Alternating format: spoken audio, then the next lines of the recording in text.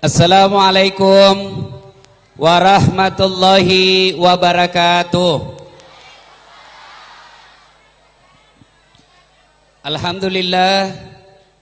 Alhamdulillahi rabbil alamin. Wabihi nasta'inu ala umurid dunya waddin. Ashhadu an la ilaha illallah wa ashhadu anna Muhammadan abduhu wa rasuluh.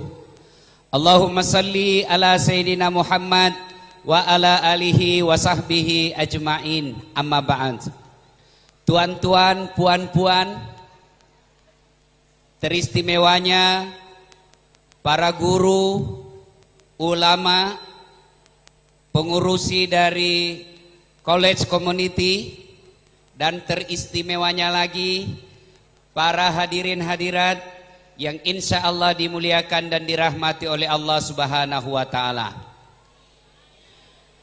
Ketika pertama kali kaki Rasulullah Muhammad sallallahu alaihi wasallam diinjakkan di Madinah, setelah beliau hijrah dari Mekah, beliau kumpulkan para sahabat, baik yang Ansor maupun yang Muhajir, baik yang ikut hijrah dari Mekah ke Madinah maupun penduduk Madinah. Beliau mengumpulkan para sahabat lalu berpidato. Pidatonya kurang lebih seperti ini. Ya, ada juga saya lihat yang foto-foto pakai handphone, padahal pura-pura itu dalam hatinya lihat kowe HP ku bagus.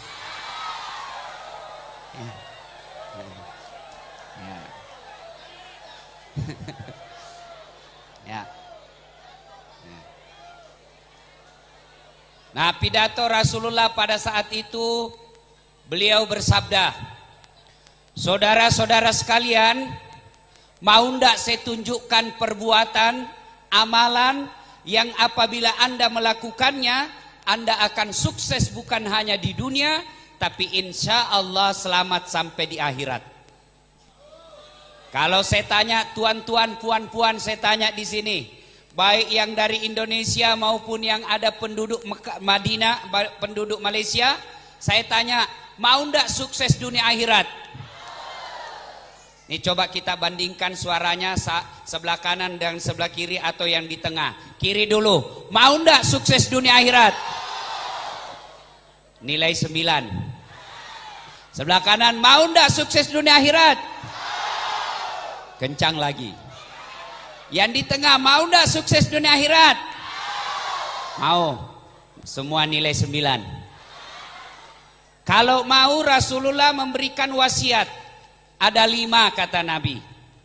Yang pertama kata Nabi, mau sukses dunia akhirat, utlubul ilma. Tuntut ilmu pengetahuan. Mak guru kok. Belajar. Begitu pentingnya ilmu pengetahuan ini, ayat pertama yang turun bukan tentang sholat. Ayat yang pertama turun bukan tentang haji. Ayat yang turun pertama bukan tentang puasa, tapi ayat pertama turun belajar. Iqra, baca. Artinya apa? Orang Malaysia, orang Indonesia, orang Islam pada umumnya mau berjaya tidak boleh menjadi umat atau bangsa yang bodoh. Kenapa? Umat dan bangsa yang bodoh akan menjadi santapan empuk, akan menjadi santapan yang enak bagi mereka yang tidak senang dengan kita. Kenapa Malaysia dulu? Kenapa Indonesia dulu dijajah? Karena kita bangsa Melayu yang tidak belajar dengan baik. Sekarang saatnya harus belajar, belajar dan belajar. Berkaitan dengan ibadah, bagaimana kita ibadah dengan baik kalau tanpa ilmu? Gimana sholat mau bagus kalau tanpa ilmu? Gimana mau ibadah haji dengan baik kalau tidak ada ilmu? Contoh, ada saya pernah lihat orang sholat, jago sekali cara sholatnya. Macam nih dia takbir, Allahu Akbar. Pada wita kacamata seperti kacamata. Seperti ini. Saya kekurangan kalau melihat sesuatu yang aneh tidak puas sebelum saya tanya. Selesai sholat saya tanya, Cik, kenapa sholat macam nih? Hebat betul, kayak kacamata. Dia bilang, ini nak, saya tulis Allah. Ya coba lihat nih, tengok nih, Allah kan? Oh iya, tahu, masuk di akal. Saya tanyalah dia, dapat dalil dari mana? Guru dari mana yang ajar? Dia bilang, dek gak nak, tidak ada yang ajar saya, nenekku yang ajar. Saya bilang, memangnya nenekmu Nabi? Ini boleh juga saya terjemahkan salah. Allahu Akbar, artinya 3-0. Boleh juga. Ada juga saya lihat takbir macam ini. Allah. Allah. Wih, saya pilih lagi tanya, apa maknanya ini? Dia bilang, satu Allah. Betul, mana dalilnya? Tidak ada. Boleh juga saya terjemahkan salah. Allahu Akbar, satu istri, satu bini. Ini boleh juga kan? Nah, berapa banyak orang ibadah keliru karena apa? Tidak tahu ilmunya. Bicara tentang tahara, berapa banyak orang Islam yang melanggar etika dan tata cara bertahara, tata cara kencing. Tahu kencing? Apa bahasa Melayunya kencing? Apa? Bahasa Perancisnya teme. Ya. Nah, berapa banyak dia tidak tahu bertahara dengan baik istinjanya. So, dia kencing sopir kayak di Makassar.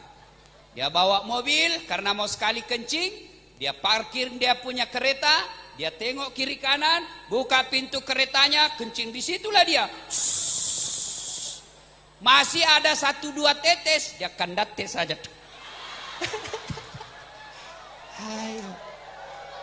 Nah, bayangkan, nah dia begini, selesai itu dia tidak cuci, masuk sholat, yakin tidak sah sholatnya. Jadi Ustadz, bagaimana caranya Ustadz kalau kita musafir, tidak dapat air, tidak ada, kenapa duduk? Duduk. Tidak apa-apa, tidak apa-apa. Ceramah kan tidak mesti ditengok, yang penting didengar. Ya kan? Ya. Mau tengok ustadznya tidak jelek juga, bah. Ayo. Nah, ada yang tanya, Ustadz, macam mana kalau kita musafir? Nak kencing tak ada air. Macam mana? Ambil daun 3 lembar. Nah macam inilah daun macam ini. Ya, pertama gosok ke bawah. Nah gini. 2 gosok ke, ambil lagi daun kedua, gosok ke atas. Ambil lagi daun ketiga, gosok lagi ke bawah. Jangan gosok begini. Nah tambah kotor itu. Ini semua pelajaran fikih. Ada orang tinggi sekolah, sampai degree, sampai master, sampai PhD, tapi tidak tahu masbuk. Ada orang tinggi sekolah, jabatan tinggi, cakep, cantik. Selesai pengajian, saya tanya, ibu-ibu, puan-puan, ada nak tanya? Adalah puan-puan nanya. Saya Ustadz, apa pertanyaannya? Ustadz, macam mana cara mandi junub? Saya tanya, puan sudah punya anak? Alhamdulillah sudah 2 Ustaz. 2 anaknya tidak tahu mandi junub. La haula wala quwata illa billah. Saya tanya, berarti ibu mandi apa selama ini?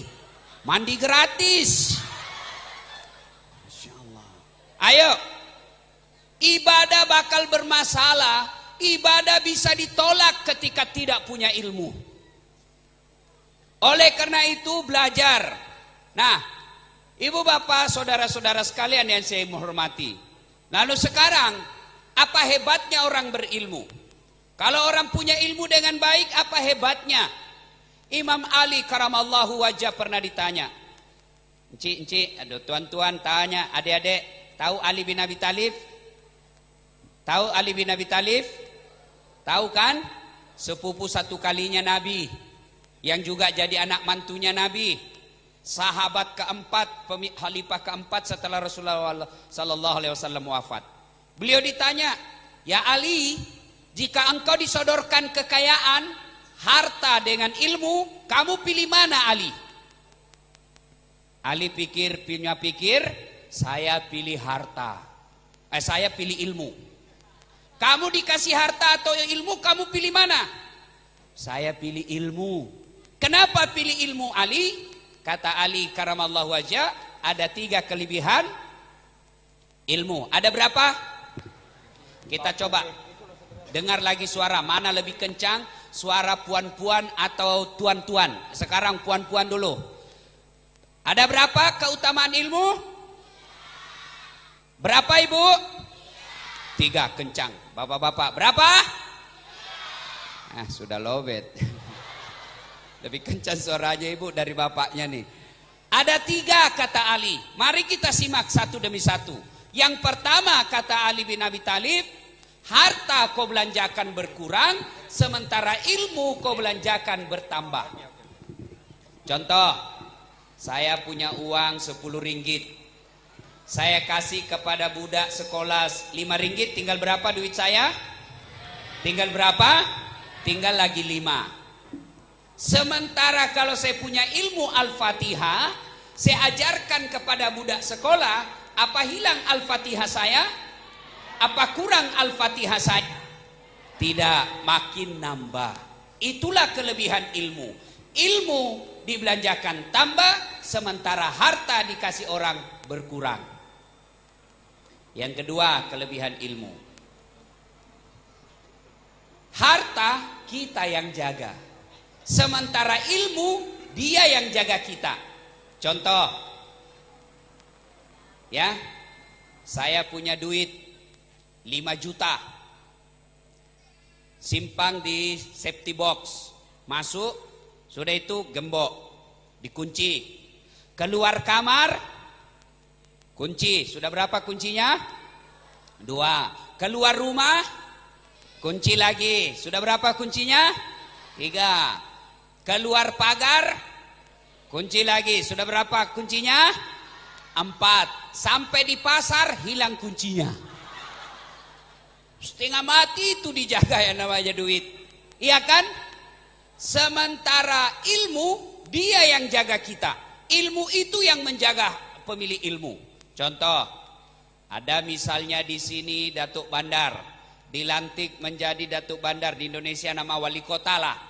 Nah sudah itu, karena dia jadi pejabat, dia jadi wali kota, jadi Datuk Bandar, maka ada pengawalnya, ada polis yang menjaga rumahnya, ada tentara yang mengawalnya kemana-mana. Kenapa? Karena dia jadi Datuk Bandar. Kenapa diangkat jadi Datuk Bandar? Karena dia punya ilmu. Jelas? Jelas? Yang ketiga, keutamaan ilmu. Dengan ilmu kita bisa dapat harta, tapi dengan harta belum tentu dapat ilmu. Saya ulang. Halo ibu-ibu, sebentar lagi ya. Ya. Ya mau nelpon sebentar, nelponnya mengganggu tetangganya. Saya ulang, dengan ilmu bisa dapat harta, tapi dengan harta belum tentu bisa dapat ilmu. Contoh, ada di kampung saya bu, kaya sekali, tapi tidak ada sekolahnya. Dek gak kesipat disengenah. Ya, akhirnya apa? Dia pergilah ke kota Makassar. Sampai di kota Makassar, dia masuk ke pasar besar, pasar raya, mall lah di sini, ya. Masuk mall, dia melihat ada tangga lift. Tahu tangga lift? Yang naik turun itu, kayak di hotel besar-besar naik tangga. Begitu dia masuk ke mall, dia lihat ada tulisan di tangga lift itu open. Wih, open, tahu kan? Dia langsung membayangkan, lopona pak buat bepana. Besar betul pembikin kuenya. Karena di kampung itu open itu pembikin kue, bepa mantega. Wih, besar betul ini. Akhirnya apa? Ada orang mau masuk. Dia teriak lah ini, yang orang mau masuk orang Chinese, orang Tionghoa, dia mau masuk. Berteriak dia, ajak mutama, mapelah. Jangan kamu masuk, panas di situ. Masuk pula ini orang.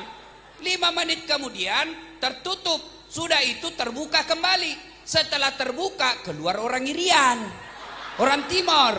Dia bilang, saya sudah cakap, jangan kau masuk, hanguslah kau. Padahal saya masuk, saya keluar. Ini bahaya juga ini. Ada duitnya tapi tidak punya ilmu, mati lampu Pak. Akhirnya dibawa lagi makan ke restoran, kedai makan, dibawa makan. Selesai makan, sampai di rumah dia cakap sama anaknya, "Weh, makasih manang yang rirona. Enak semua itu makanan tadi. Satu aja yang tidak enak, susah betul ditelan. Masusah nasengnya mek. Satu aja." Dia bilang anaknya, "Yang mana?" "Itu yang putih tadi, tipis-tipis." "Apa?" Ternyata dia makan tisu.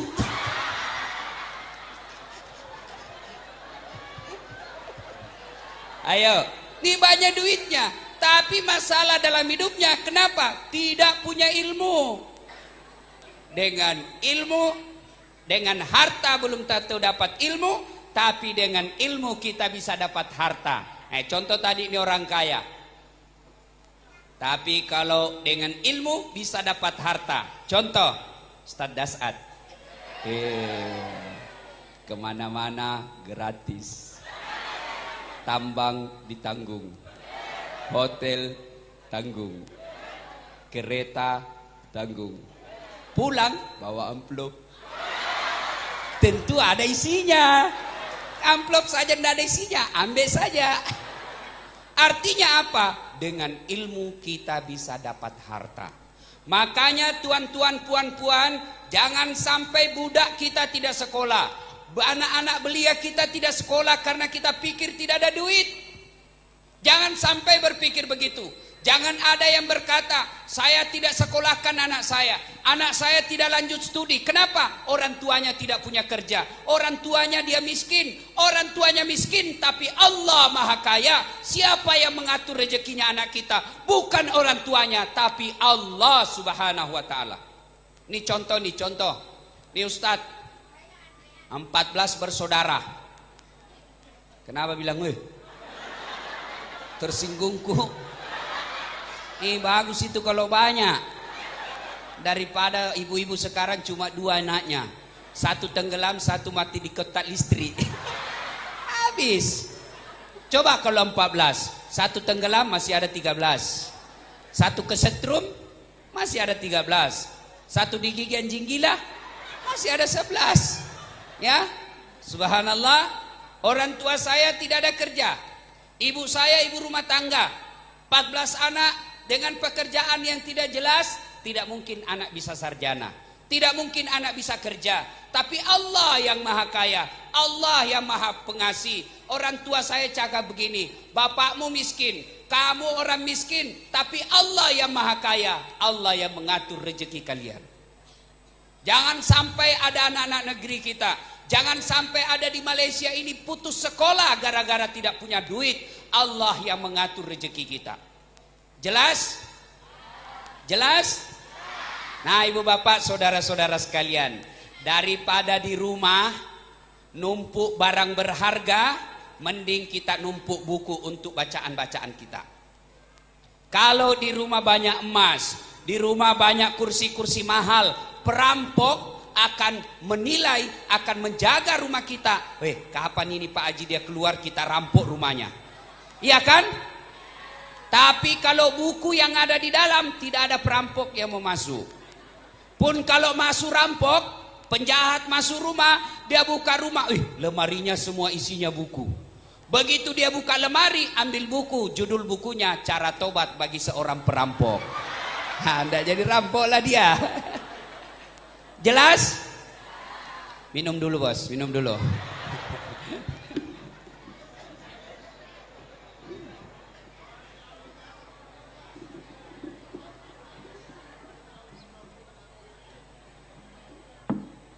Berapa menit Ustaz? Nah ibu bapak, saudara-saudara sekalian ya. Suatu kali Rasulullah Sallallahu Alaihi Wasallam bertanya kepada sahabat, saudara-saudara sekalian, Anda tahu apa itu makna dari ilmu? Ada yang tahu? Ada tahu makna ilmu? Kata ilmu ada berapa huruf? Ada berapa? Ain, lam, mim. Ya, ain, lam, mim. Ilmu. Ya, ilmu 3 huruf. Kita lihat pertama huruf ain. Ya, nah, itu kan terbuka, ya kan? Artinya apa? Orang yang punya ilmu itu terbuka masa depannya. Orang yang punya ilmu itu terbuka wawasannya. Orang yang punya ilmu terbuka pikirannya. Terbuka masa depannya. Yang kedua, ain, lam. Lam itu menjulang ke atas. Artinya apa? Orang yang punya ilmu pengetahuan itu diangkat derajatnya oleh Allah Subhanahu wa taala. Itulah sebabnya Allah dalam surah Al-Hujurat menjelaskan ayat 11, yarfa'illahu alladhina amanu minkum walladhina utul ilma derajat. Niscaya Allah mengangkat beberapa derajat di antara kalian, orang yang beriman dan berilmu pengetahuan. Diangkat derajatnya. Contoh Ustadz Das'ad.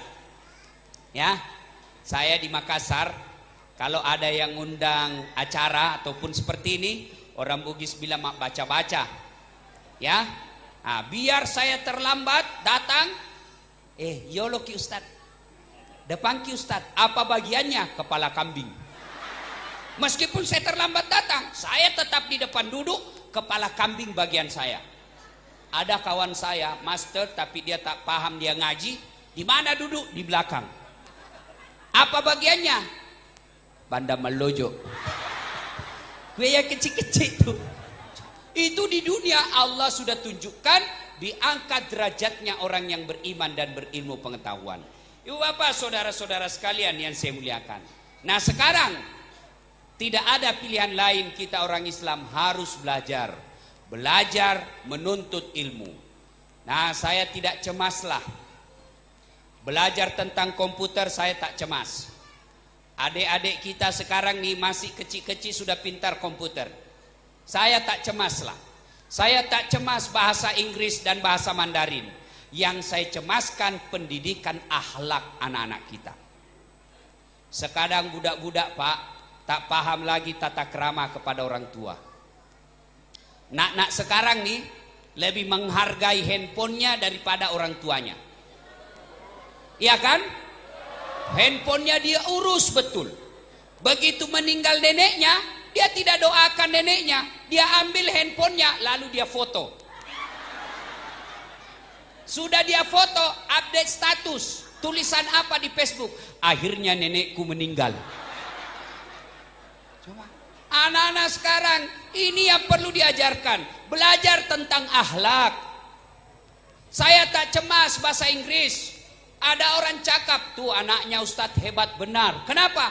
Masih sekolah dasar dia sudah pintar bahasa Inggris. Saya bilang tidak hebat. Kenapa? Coba pergi ke Inggris. Dari kecil sampai tua orang bahasa Inggris semua di sana. Tidak istimewa. Itu anaknya Ustadz masih SMP sudah pintar bahasa Mandarin. Pergi ke Cina semua orang sana bahasa Mandarin. Tidak istimewa itu. Nah sekarang yang perlu diajarkan anak-anak kita akhlak. Bagaimana etika minum, bagaimana etika berbicara kepada orang tua. Sekarang anak-anak kita, budak-budak kita cerdas, tapi sudah tidak ada rasa malu. Dulu masa kecil Ustadz, kita kan sama saja Pak, Indonesia Malaysia sama, bangsa Melayu sama menjunjung tinggi rasa malu. Sekarang anak-anak zaman saya kecil, bonceng saja sama cowok cewek malu kita Pak. Pun kalau cewek dibonceng itu duduknya macam ini. Ya kan? Sekarang cewek dibonceng macam ini. Pakai tudung itu masih begini. Di Indonesia Pak, saya bisa tahu siapa yang bonceng itu cewek dengan caranya memegang. Kalau itu cewek boncengnya seperti ini, lalu dia pegang tangan begini, berarti yang bonceng itu tukang ojek. Tukang ojek itu apa ya di sini? Bicycle yang disewa untuk ngantar orang. Tukang ojek itu. Tapi kalau dia dibonceng nih cewek, dia meluk begini. Cowoknya lah itu, boyfriend. Tapi kalau dia duduk bonceng macam ini, berarti bapaknya yang bonceng.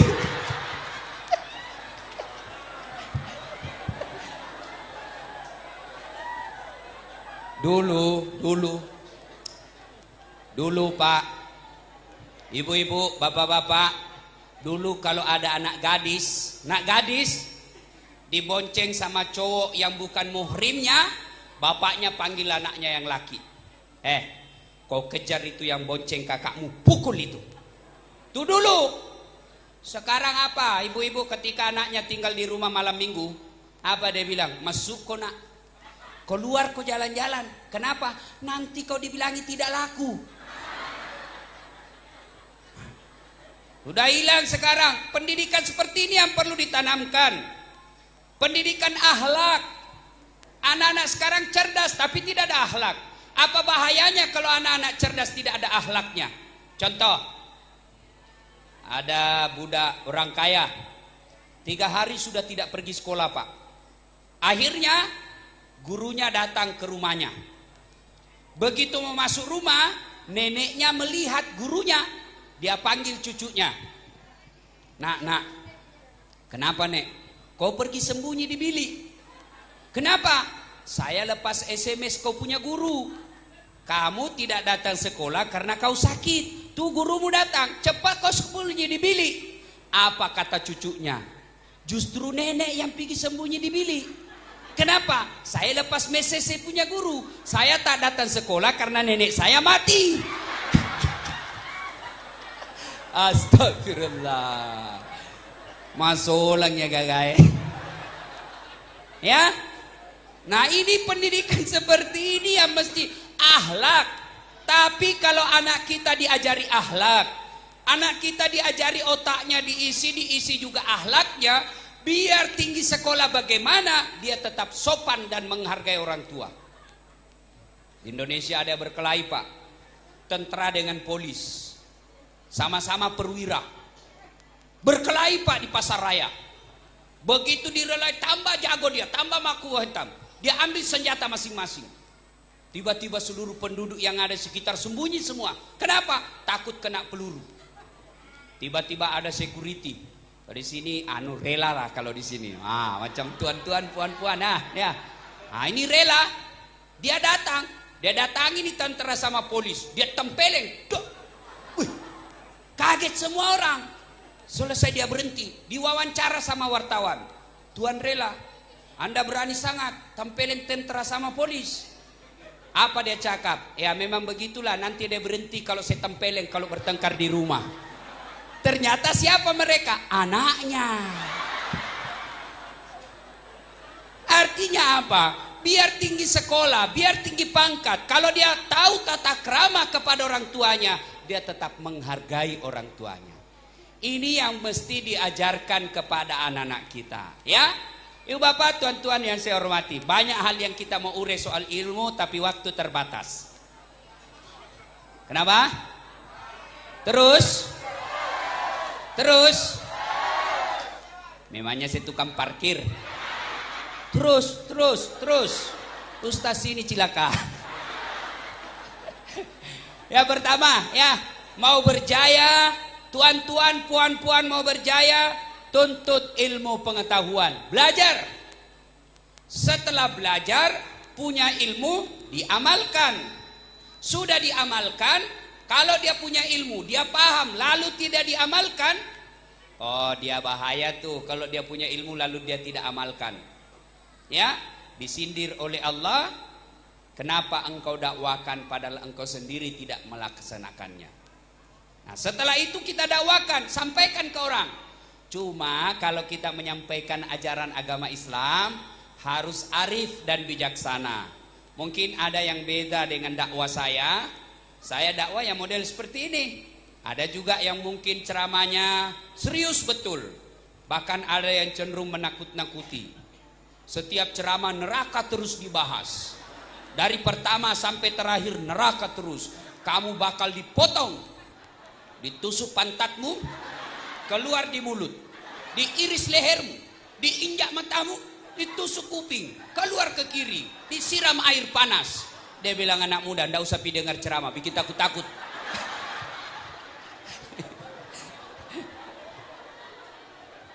Ya, jelas? Nah, ini yang pertama.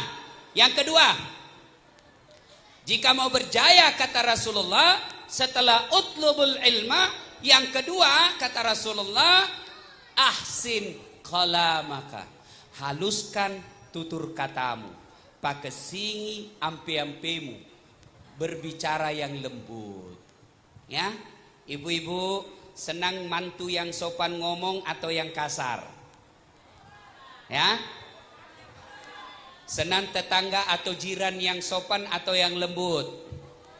Sekarang sopan bicara ini mulai ditinggalkan juga kita. Ada ibu sopan sama suaminya tetangga. Ada bapak sopan sama istri tetangga. Macam mana kabar, Puan? Baik ke? Baik. Ini hari ini macam mana? Mau kemana nih? Baik betul. Sopannya sama istrinya orang. Giliran sama istrinya, podeke gak kodomo? Dari mana kau bodoh? Astagfirullah. Istrinya dibilangi bodoh. Istrinya balas, kau tahu bodoh tapi kau temani juga saya. Ada juga orang begitu, sopan sama suaminya orang. Tuan Haji nak pi mana? Boleh ke aku ikut-ikut? Sopannya kalau sama suami tetangga, giliran sama suami sendiri kasar. Ada orang tua sopan bicara sama anaknya tetangga. Budak nih sopan betul, sama anaknya kasar. Bodoh memang.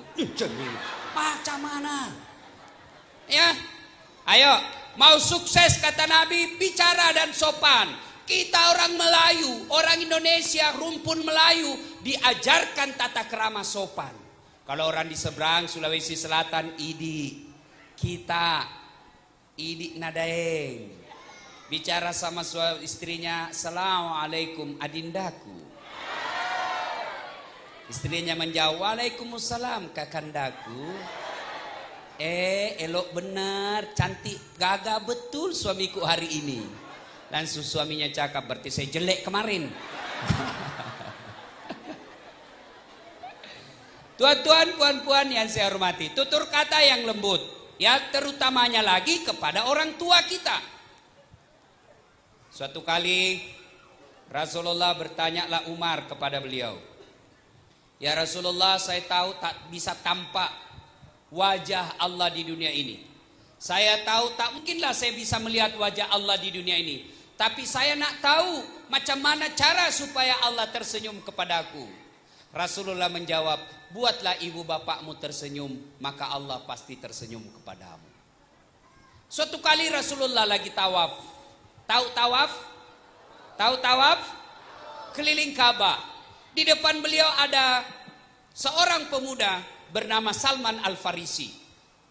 Salman Al-Farisi ini tawaf, melepuh dia punya pundak. Tak kelope-lope lekek nah. Melepuh, macam sudah siram air panas. Nabi ikuti Salman. Selesai tawaf dipanggil Salman Al-Farisi. Salman, ta'al, sini dulu. Kenapa ya Rasul? Kenapa pundakmu nak? Ya Rasulullah, ibu saya sakit. Beliau ingin sangat menunaikan ibadah haji. Rasulullah kan tahu, saya orang miskin. Tidak mungkinlah saya sewa kereta, sewa onta untuk orang tua saya. Dan tidak mungkin saya punya duit untuk bayar budak untuk mengantar orang tua saya. Dan orang tua saya sakit tidak bisa jalan kaki. Maka saya pikullah orang tua saya. Usopoi indokku. Nih, disimpan di sini ibunya. Jalan dari Madinah ke kurang lebih 500 km. Melewati teriknya padang pasir matahari, melewati dinginnya padang matahari. Terkupas pundaknya. Nabi terharu. Lalu Salman Al-Farisi bertanya, ya Rasulullah, kira-kira kebaikan saya ini sudah membalas kebaikan ibu saya kepadaku? Nabi terharu meneteskan air mata lalu bersabda, anak muda, ketahuilah kau sudah termasuk anak yang soleh. Tapi demi Allah kau belum bisa membalas kebaikan ibumu. Sudah ada yang pernah memikul ibunya di sini? Sudah? Sudah ada? Jangankan mikul, datang saja dari kampung 3 hari sudah bengkok mukanya. Tanah tone itu matoai. Lama sangat ini orang tua, mengganggu saja. Datang mertuanya mentang-mentang hipertensi, tekanan darah tinggi, dikasih makan yang asin terus. Tutup pintu keras. Langsung dia bilang orang tuanya, saya pulang besok. Dalam hatinya, pulang ke Cilaka. Ini anak seperti ini bakal kebaikan. Itu keterlaluan Pak, kalau ada anak yang tidak tahu sopan santun. Sekali-kali ingatlah, ini nih budak-budak nih. Ingatlah itu orang tua kalau dia hamil. Lihat ibu hamil. Pernah tengok ibu hamil? Ya kan? Setengah mati kan jalan. Apa ada ibu hamil simpang perutnya kalau mau ke pasar? Ajak nama ciuk dia mata anak kok. Nggak, dia bawa tuh. Bapak-bapak mau rasakan bagaimana repotnya hamil. Ambil kelapa, simpan dalam. 2 minggu saja parah kita. Ini ibu 9 bulan. Melahirkan. Paling kalau laki-laki menderita kalau ngidam istrinya. Ada bapak-bapak yang pernah tanya saya, Ustaz, apa doanya supaya berhenti ngidam istri? Saya bilang, apa ngidamnya? Dia bilang, nanti dia bisa tidur kalau dia lihat saya duduk di atas lemari.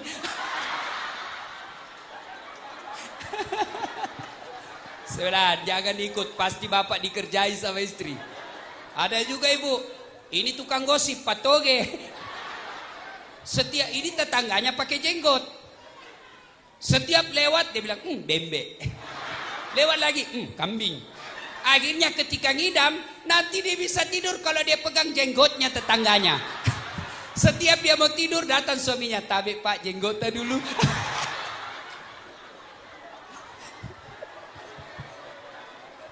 Ibu bapak, saudara-saudara sekalian, ya, coba lihat itu ibu-ibu kasihan, melahirkan.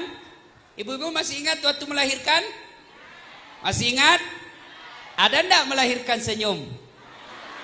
Ada yang melahirkan? Keluar dong. Nggak bakal keluar. Ibu-ibu bilang, ampun Pak, saya tidak mau lagi hamil. Ini yang terakhir. Ampun Pak. 5 bulan kemudian hamil lagi. Coba lihat itu ibu-ibu ya, menderita sangat. Sudah itu diajari anaknya makan. Mama. Jadi bodoh-bodoh lagi ikut bicara. Mama. Coba itu. Luar biasa penderitaan ibu. Wajarlah ketika Allah mencantumkan satu ayat tentang ibu sopan santun bicara kepada orang tua. Imma yablughanna indakal kibra ahaduhuma au kilahuma fala takullahuma Jangan kau berkata kepadanya, wala tanharhuma wa kullahuma kaulan karima. Apabila kedua orang tuamu dalam pemeliharaanmu, jangan kau bicara kasar kepadanya. Jangan bicara saja. Saja dilarang, apalagi sampai meneteskan air mata orang tua.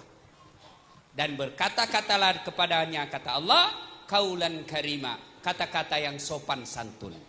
Ini yang kedua, mau sukses, ahsin kalamaka, haluskan tutur kata.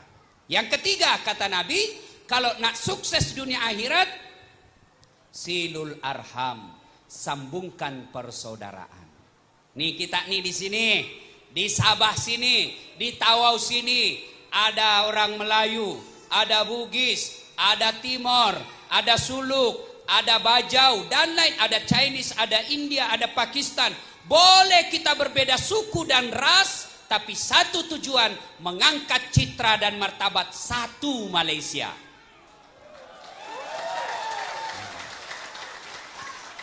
Tidak boleh ada yang berkata, saya Bugis Pinrang. Mana ada Pinrang di sini? Kalau kau mengaku Bugis Pinrang, pulanglah kau ke Pinrang. Saya Jawa, mana ada Jawa di sini? Kalau kau mengaku Jawa, baliklah kau ke Jawa. Di sini yang ada adalah satu Malaysia. Coba lihat. Rasulullah mengajarkan orang Islam itu seperti badan ini. Coba lihat badan kita, cantik sangat. Tangan kanan gatal tanpa diundang kiri yang gaduh. Tangan kiri yang gatal tanpa disuruh kanan yang gatal, dua-duanya kerjasama. Iya. Contoh sederhana, terjadi unjuk rasa di negeri Jasmania. Kenapa? Terjadi kecemburuan sosial. Musyawarah, tangan berkata, mulai hari ini saya tidak mau suap kau mulut. Kenapa? Setengah mati aku suap kau. Kenapa? Perut yang kenyang. Kata mata, Yunak benar tuh. Nak lihat tengok-tengok. Mana yang bagus? Kenapa perut kenyang? Kata mulut, betul sangat kau. Saya setengah mati mengunyah. Kadang kala panas pun saya telan. Kadang kala saya kena tulang ikan. Kenapa perut kenyang? Kata kaki, iya, kamu semua betul. Saya setengah mati mencari jalan. Kenapa perut kenyang? Akhirnya apa? Musyawarah darurat. Memutuskan hari ini mogok makan. Tangan tidak mau menyuap, mulut tidak mau mengunyah, kaki tidak mau melangkah, mata tidak mau mencari. Hari pertama masih bertahan. Hari kedua tangan mulai gemetar. Hari ketiga coba nih ya, coba na capuk. Akhirnya musyawarah darurat lagi. Tangan berkata, betul saya menyuap mulut. Kata mulut, betul saya mengunyah. Betul kata kaki saya mencari, melangkah. Betul kata mata saya melihat mana yang terbaik. Betul perut kenyang, tapi dia tidak kenyang sendiri. Dia hanya kenyang sesaat, setelah itu dibagi-bagikan ke seluruh anggota tubuh kita. Akhirnya rapat memutuskan berhenti mogok. Kenapa? Merugikan diri sendiri. Begitu juga kita di Tawau. Kalau satu yang sakit, yang lain ikut merasakan. Satu yang kenyang, kenyang semua. Jangan ada yang kenyang sendiri, lapar-lapar sendiri. Kalau ini terjadi, maka tidak akan ada kejayaan di Tawau ini. Jelas? Wa'tasimu bihablillahi jami'an wa la tafarraku. Berpegang teguhlah engkau kepada tali persaudaraan agama Allah dan janganlah engkau bercerai-berai. Itu cukup firman Allah. Saya selalu kasih contoh. Siapa yang banyak kawan, itulah yang banyak rezeki. Ini Ustadz nih tidak banyak duit, tapi banyak kawan. Kawan saya yang banyak duitnya. Benar. Saya di Makassar, tak pernah laku saya punya duit. Saya nak pergi beli sayur, pergi pasar, baru turun dari mobil. Assalamualaikum Ustadz. Dalam hati saya aman dan terkendali. Ada isi sayur, ada isi telur, macam-macam. Saya bilang berapa Ji? Tak payah Ustaz. Berapa? Tak payah. Dalam hatiku, memang itu yang saya tunggu. Ya. Siapa banyak kawan, itu banyak rezeki. Ya. Tapi siapa banyak musuh, itu banyak sial. Ya. Jelas? Yang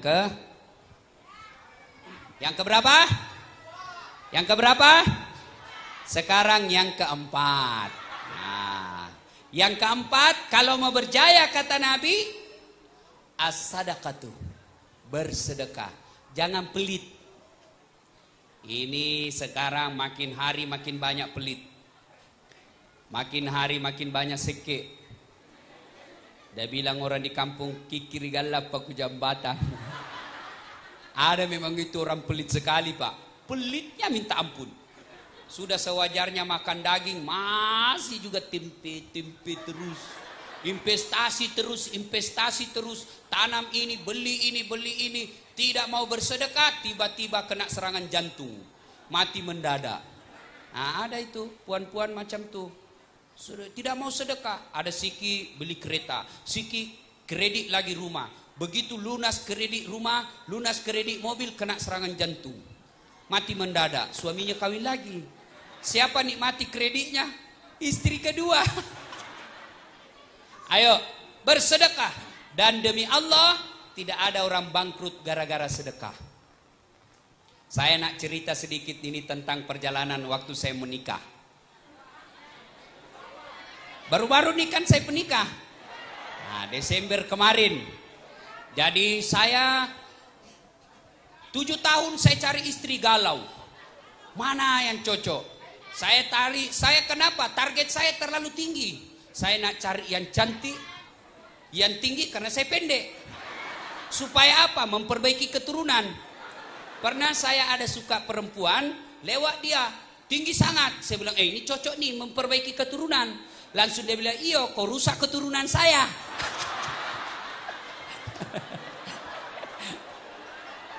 Saya nak cari yang cantik, bagus bodinya, cerdas, kaya. Tidak dapat-dapat.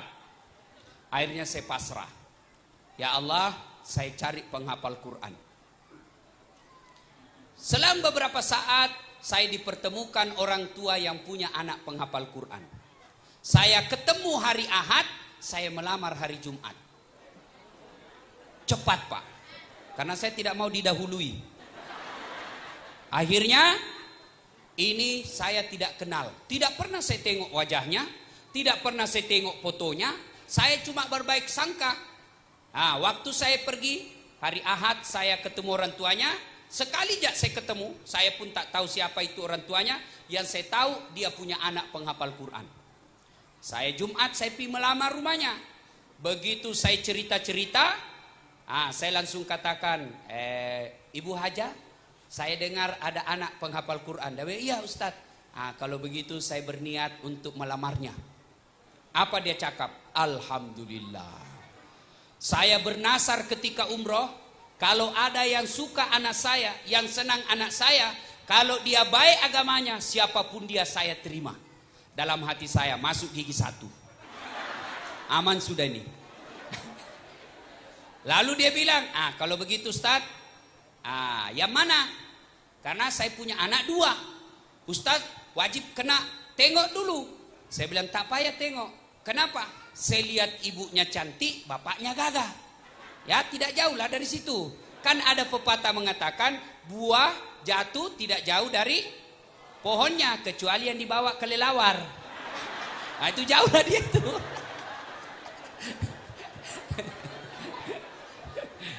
Saya tengok bapaknya gagah, handsome, mamanya pun cantik. Saya pikir tak jauh lah dari sini. Tak usah, tak payah saya tengok. Akhirnya dia bilang, saya ini hanya ibu. Masih ada suami saya ada di Singapura. Jadi macam mana?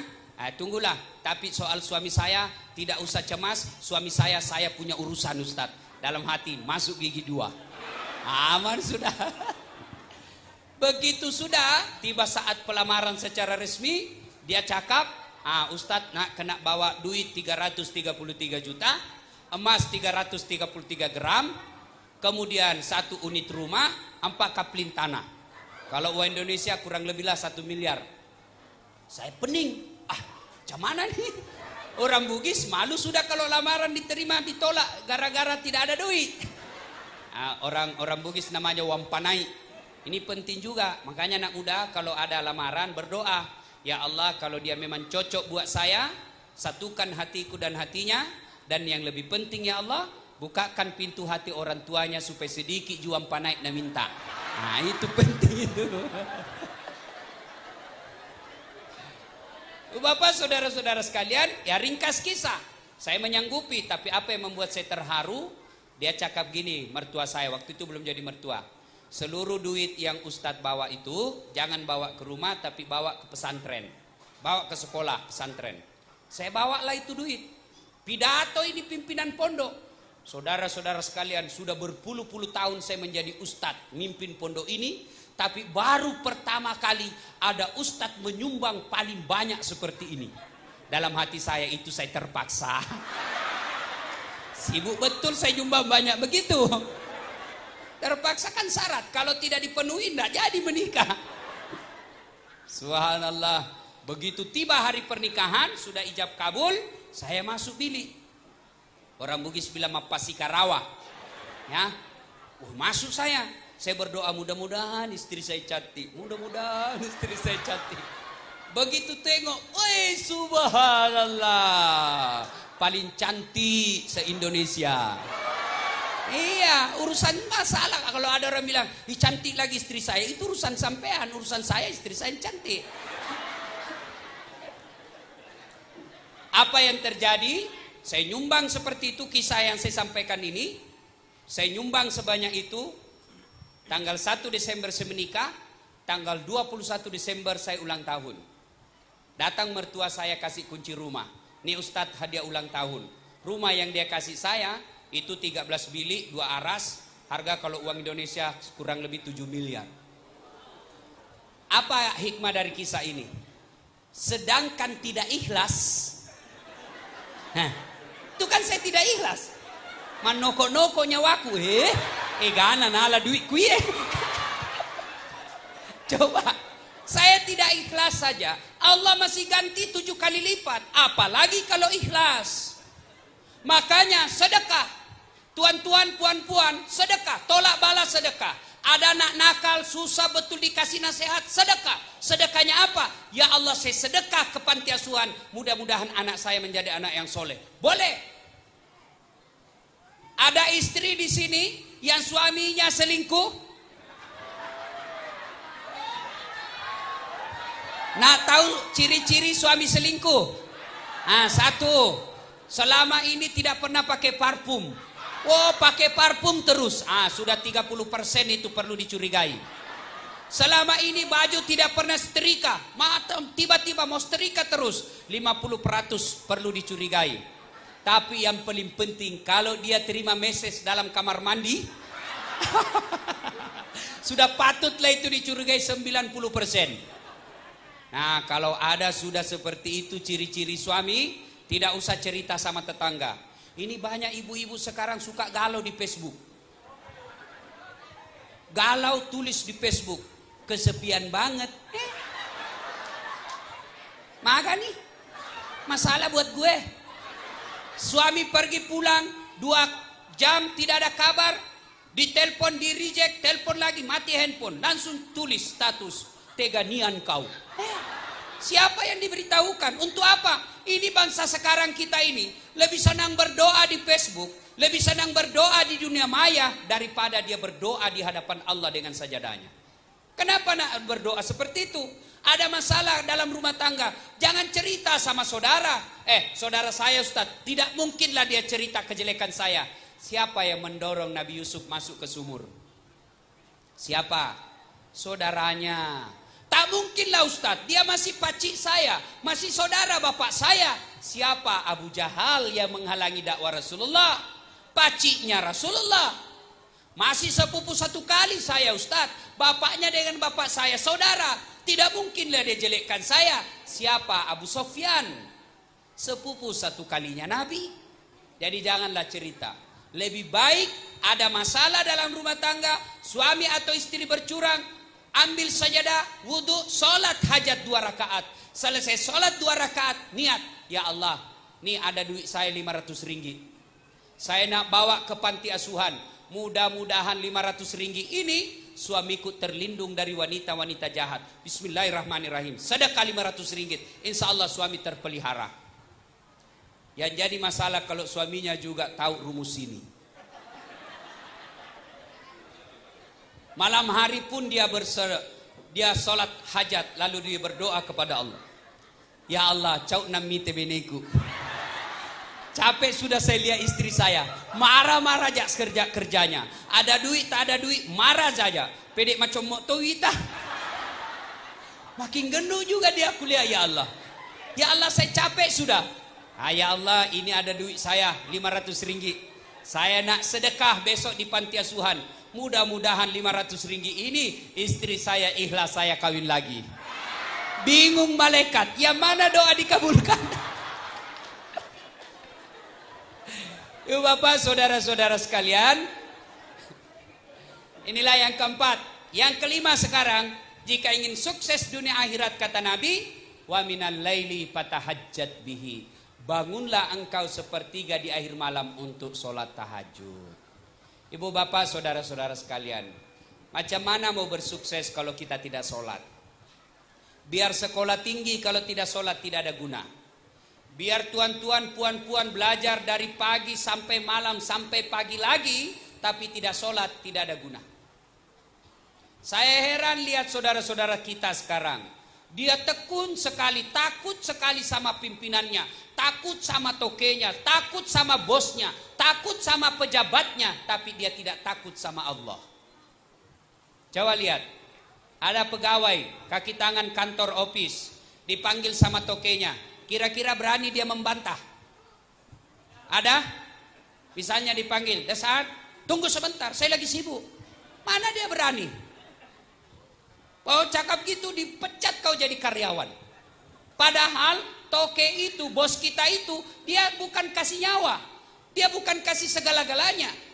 Ya, kenapa kita takut sangat? Coba pejabat di Indonesia itu kan ada namanya ajudan. Begitu wali kota panggil, ajudan, langsung siapa? Langsung lari, pegang jalan kote langsung dibuang. Siap. Biar itu lagi pegang jalan kotenya dibuang. Siapa? Mana ada dipanggil ajudan? Tunggu dulu Pak, saya lagi sibuk. Ajudan sih, Bapak ndak lihat saya lagi sibuk? Mana ada berani?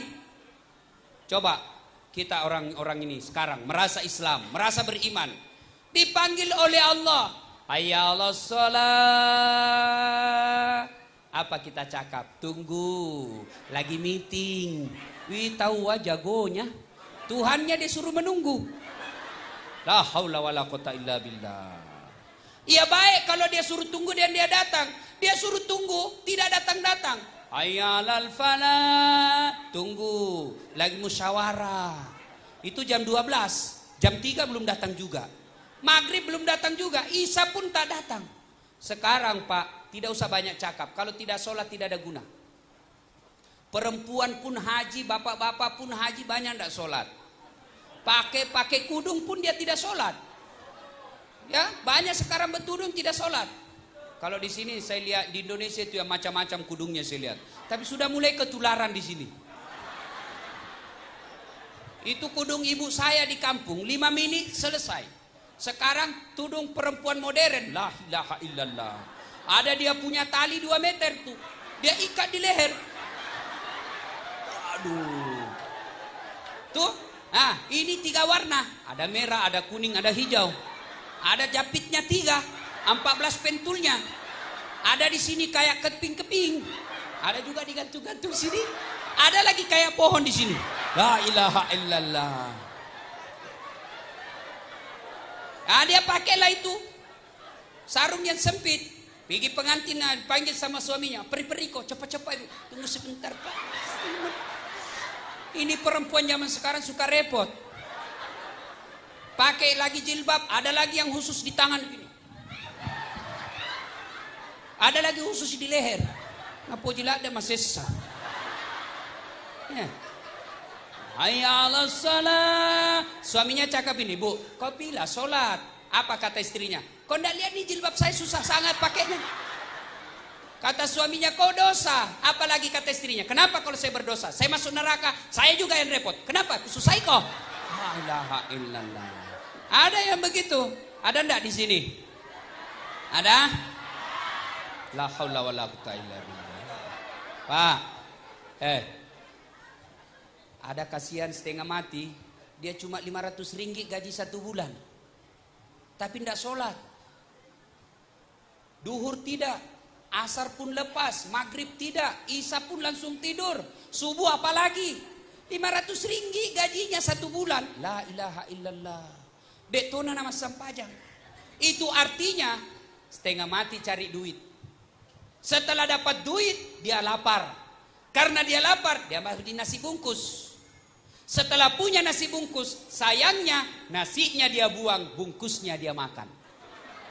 Inilah orang yang setengah mati merantau, cari kerja, cari dunia di sini, lalu dia lupakan sholat. Na'udzubillah min zalik. Jangan ada yang begitu ya. Sholat ya Bu ya. Sholat ya. Kalau tidak ada sholat tidak ada guna. Betul. Kalau sholatnya baik, insya Allah apa yang dia mau Allah kasih. Kalau kita sholatnya baik, insya Allah apa yang kita minta Allah kasih. Ya Allah berikan saya kekayaan, dikasih. Kalau Allah yang berkehendak. Pernah dengar cerita anak orang miskin? Anak orang miskin tuang juga jual beli sate. Harganya dia dapat untung 1 malam. Dia hanya bisa dapat untung 1 malam 50 ringgit kalau uang Malaysia. 50 ringgit saja untungnya 1 malam. Tapi apa doanya setiap dia selesai sholat? Ya Allah, mudah-mudahan saya bisa punya rumah seperti tempat saya jual sate depannya. Berapa harga rumah depan sate penjual sate itu? Harganya kurang lebih 2 miliar. 2 juta uang ringgit Malaysia. Berdoa setiap dia selesai sholat, Allah kabulkan doanya. Sederhana sekali. Akhirnya apa? Suatu malam tukang sate ini dia bawa anaknya pergi menjual. Anaknya cewek. Ketika dia sudah menjual-jual, tiba-tiba anaknya yang punya rumah orang kaya itu lapar. Malam-malam dia keluarlah beli sate. Ketika dikasih kembali sasunnya, ansulnya, kembaliannya, siapa yang kasih kembali? Anaknya tukang sate. Yang cewek ketemu mata dengan cowok. Akhirnya ini cowok jatuh cinta. Kalau cinta sudah bicara, tai kambing rasa coklat. Kalau cinta sudah bicara, dia tak pandang lagi anak kaya dan miskin. Kalau cinta sudah bicara, tak pandang lagi dia kaya atau tidak. Saya pernah tengok film Malaysia, judulnya Ombak Rindu. Macam itulah. You nak tahu siapa dia? Dialah anak daripada Tan Sri. Ya, ini anak orang kaya jatuh cinta sama anak orang miskin. Akhirnya apa? Menikah. Setelah menikah, ternyata ini anak orang kaya, anak satu-satunya. Lalu bapaknya bercakap, nak, ini rumah warisanmu. Kau tinggal di sini, panggil mertuamu, kau tinggal bersama dengan mereka. Ini rumah kau jadi milik. Akhirnya apa? Tukang sate dapat rumah hanya karena doanya saja, tidak perlu keluar uang. Coba, perbaiki sholat. Tapi kalau sholat tidak pernah, macam mana Allah mau menolong kita? Ada yang bilang itu Ustaz, sholat hidupnya susah. Bisa jadi dia sholat tapi tidak ikhlas. Hayya 'alas sholat, asar lagi, padahal barusan duhur. Tidak ikhlas. Yang kedua, sholat tidak sesuai dengan tuntunan Rasulullah. Ada orang sholat loyo sangat. Wow. Bismillahirrahmanirrahim. Ada juga orang sholat seperti olahraga, suka. Ada lebih kencang Pak. Allah. Ya kan? Macam mana Allah mau mendengar orang sholat seperti ini? Ya. Nah ibu bapak saudara-saudara sekalian, perbaiki sholat. Kalau sholat baik, insya Allah segala bisa terjadi. Apa yang kita inginkan Allah akan kasih kalau sholat kita baik. Ya, ibu bapak saudara-saudara sekalian, orang biasa tidak mau sholat karena dia pikir masih lama mati. Siapa yang kasih tahu bisa masih lama mati? Namanya kematian Pak sekarang canggih. Hebat. Ramadan kemarin malam ke-7 saya ceramah di Makassar. Di depan saya ada ndak mau kalau saya berhenti ceramah Pak. Dia cakap terus Ustaz, baik ceramahnya terus. Saya sudah 1 jam capek dia ndak mau berhenti. Saya bilang kau enak, saya setengah mati. Akhirnya apa? Selesai juga. 1,5 jam baru selesai. Malam Ramadan tuh. 2 hari berikutnya saya diundang lagi ceramah taksiah. Dan siapa yang saya taksiahi ternyata itulah yang tidak mau kalau saya berhenti ceramah. Subhanallah Pak. Kematian sekarang canggih. 1 hari setelah itu, ini kisah nyata.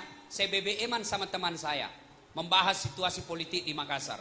Jam 2 siang, petang. Jam 3 dini hari, saya bangun makan sahur, masuk broadcast. Innalillahi wa inna ilaihi rajiun. Siapa yang meninggal? Dialah yang jam 2 petang saya SMS-an sama dia. 1 hari berikut, saya ajak lagi itikaf di Masjid Raya. Kawan saya SMS. Ayo kita itikaf di Masjid Raya. Dia bilang saya lagi tidak enak badan Ustaz. Esok harinya pagi dia telepon adik saya, adiknya menelpon, Ustadz meninggal kakak saya. Selalu kita alami seperti itu. Macam mana? Kok bisa? Kemarin saya masih minum di kedai sama-sama. Yang benar saja, kemarin saya telepon. Selalu kita alami itu, selalu kita nyatakan itu. Tapi kita tidak pernah berkata, macam mana seandainya saya meninggal. Dan orang yang tidak mau sholat itu karena dia selalu merasa masih lama meninggalnya. Ibu bapak saudara-saudara sekalian yang saya hormati, inilah 5 wasiat sukses Rasulullah Muhammad sallallahu alaihi wasallam. Kita ulang. Yang pertama apa? Apa yang pertama? Biasa, itu bagian dari godaan setan. Itu setan dalam bentuk balon. Ya. Apa yang pertama? Aduh, ndak ada yang ingat. Pace. Satu, nuntut ilmu pengetahuan. Yang kedua, ya biarlah dia meletus dulu. Nah, sudah. Ayo, siapa yang hafal saya kasih hadiah. Ayo, yang pertama apa? Tuntut ilmu pengetahuan. Yang kedua, haluskan tutur kata. Yang ketiga, bersilaturahmi. Yang keempat, bersedekah. Dan yang kelima, wa minal laili fatahajjat bihi. Bangun sepertiga di akhir malam untuk sholat tahajud. Ustadz nak tanya dan tolong dijawab dengan jujur. Apa yang saya sampaikan tadi susah sangat dilaksanakan? Susah? Lalu kenapa kita masih malas melakukan? Karena penyakit kita, kata Nabi, hubbud dunia wa karahiyatil maut. Terlalu cinta kepada dunia dan takut mati, bahkan melupakan kematian. Ibu bapak saudara-saudara sekalian, inilah saja tosi kita pada taklim kita kali ini. Terima kasih kepada pihak College Community yang mengundang saya secara khas datang di tempat ini. Mudah-mudahan kedatangan saya bermanfaat buat kita semua, terutamanya lagi buat saudara-saudara saya dari tanah seberang. Jadilah perantau yang sopan, jadilah perantau yang menghargai tuan rumahnya, jangan membuat menjadi mempermalukan bangsa kita di tempat ini. Demikian, mudah-mudahan ada manfaat. Jika ada kata dan kalimat yang salah itu datangnya dari pribadi yang berbicara, jangan salahkan Islam, tetapi silakan salahkan pribadi yang berbicara. Jika ada kata dan kalimat yang benar itu datangnya dari Allah Subhanahu wa taala, yang secara sangat-sangat kebetulan melalui mulut pribadi sang pembicara.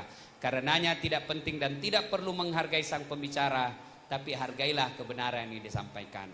Meskipun tangan kita tidak berjabat tangan secara langsung, tapi yakinlah bahwa Bapak Ibu sekalian, tuan-tuan, puan-puan sudah ada di hati saya. Demikian, lebih dan kurangnya mohon dimaafkan. Nun wal kalame mensurun billahi fi sabilil haq. Assalamualaikum warahmatullahi wabarakatuh.